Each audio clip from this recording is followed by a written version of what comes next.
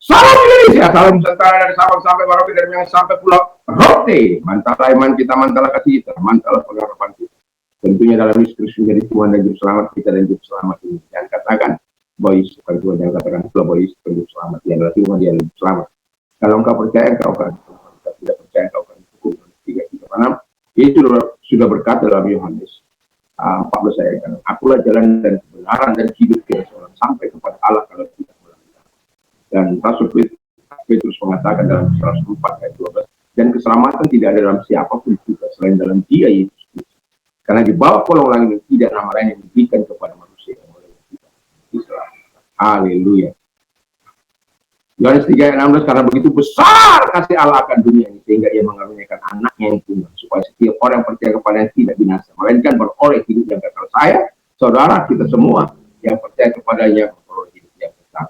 Engkau dan seisi rumahmu apabila percaya engkau akan diselamatkan, dan seisi rumahmu. Dan Kisah Rasul 16 ayat 31. Dengan hati percaya engkau dibenarkan, dengan mulut mengaku engkau diselamatkan, dan orang yang percaya tidak akan dipermalukan. Roma 10 ayat 9.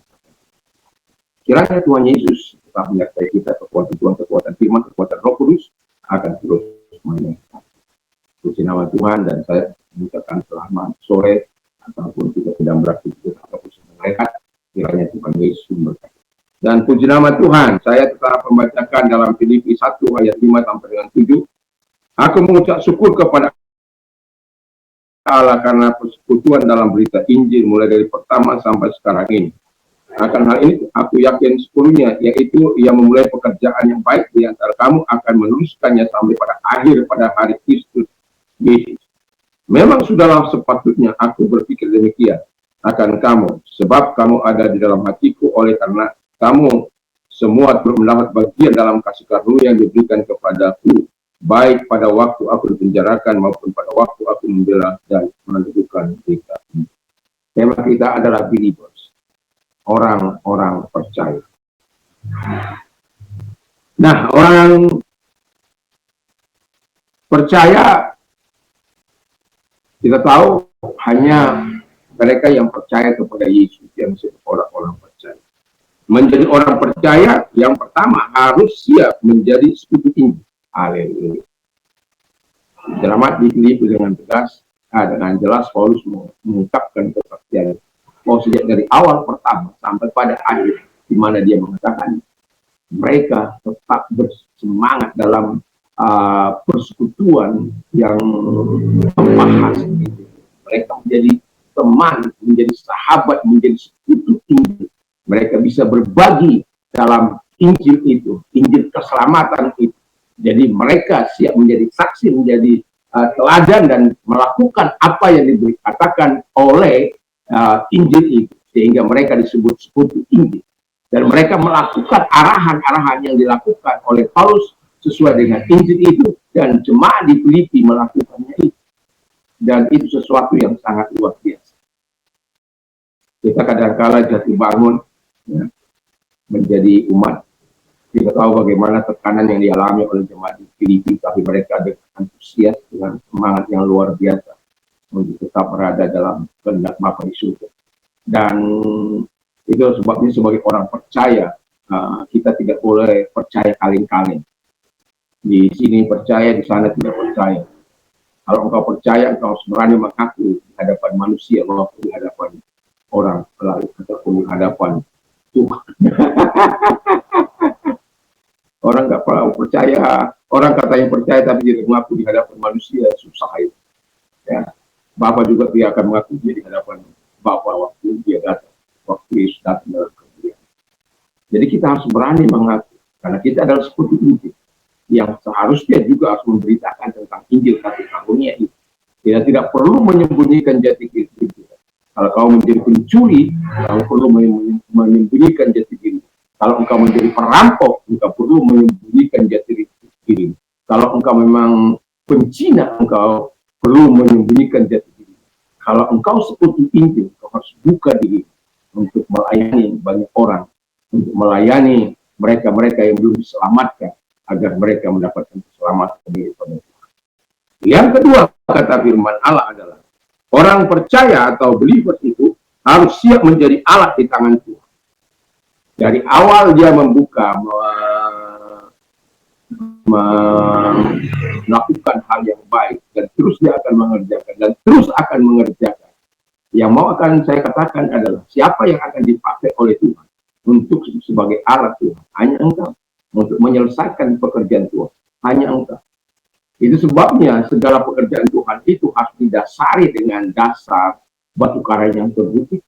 Supaya apa? Iman kita betul-betul bersandar kepada Tuhan.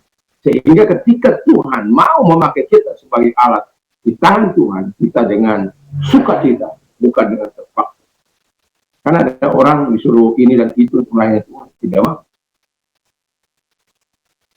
Nggak siap lah, nggak apalah, belum berdoa. Kalau ada waktu jeda, ya.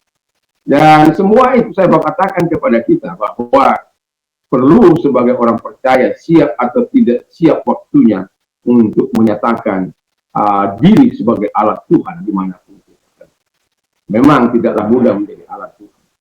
Saya selalu, walaupun saya sudah tua ini, saya pakai saya sebagai alat Tuhan untuk mendemonstrasikan kuasa dan kasih di tengah-tengah dunia ini. Mati bangkit kita melihat tuli mendengar di sebuah kata-kata itu berjalan lepas lagi. Dan saya bukan hanya sekedar percaya, tapi saya mengikuti. Kalau saya sakit, saya datang kepada Tuhan. Dan saya tidak pernah melakukan kasih dan kuasa. Dan itu sebabnya saya mau katakan, saya tidak pernah ragu akan janji Tuhan. Saya tidak pernah ragu janji akan pemeliharaan.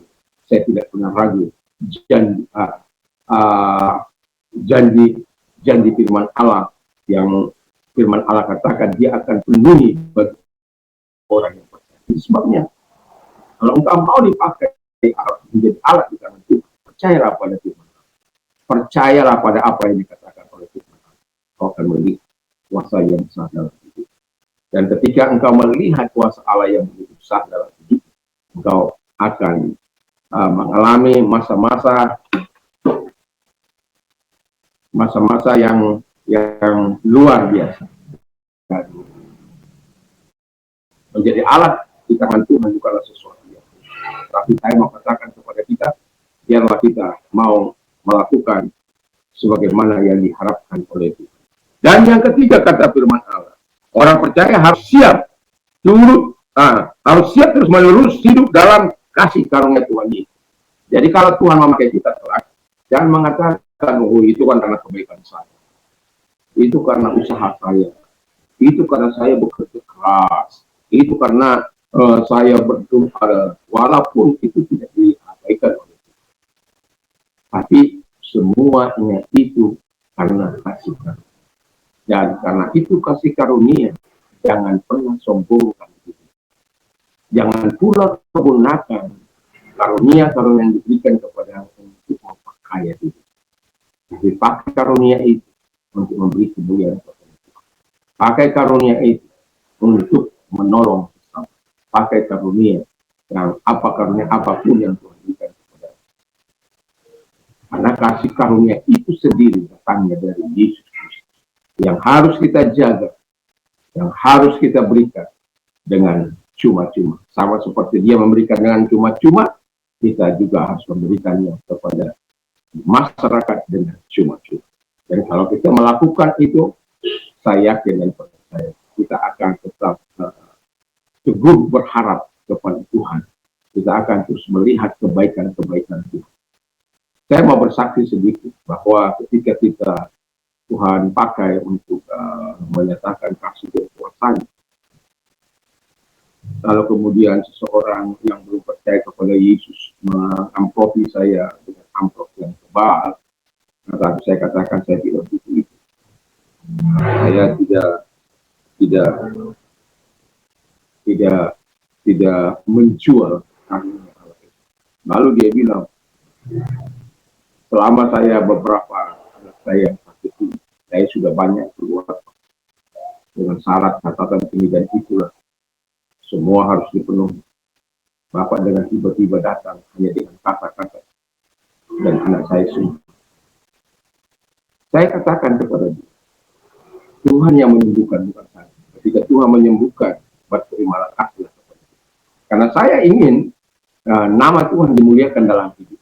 Sehingga dia tahu bahwa yang menyembuhkan itu bukan saya. Saya bukan dukun. Tapi yang dukun yang terhebat pun tidak bisa menolong. Tapi ketika kita datang dalam nama Yesus, segala kuasa kegelapan itu dengan sendirinya akan hilang. Kenapa? Kita bersama dengan Tuhan.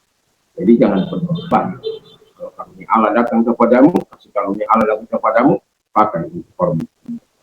Puji nama Tuhan, semoga kita menjadi alat yang mempermuliakan kita, mempermuliakan Tuhan sebagai orang-orang percaya, dan berharap kita dipakai untuk menjadi alat yang memuliakan. Mari memuliakan Dia. Terima kasih Tuhan, biarkan Tuhan menolong kami terus hidup sesuai dengan firman dalam nama Tuhan Yesus Kristus.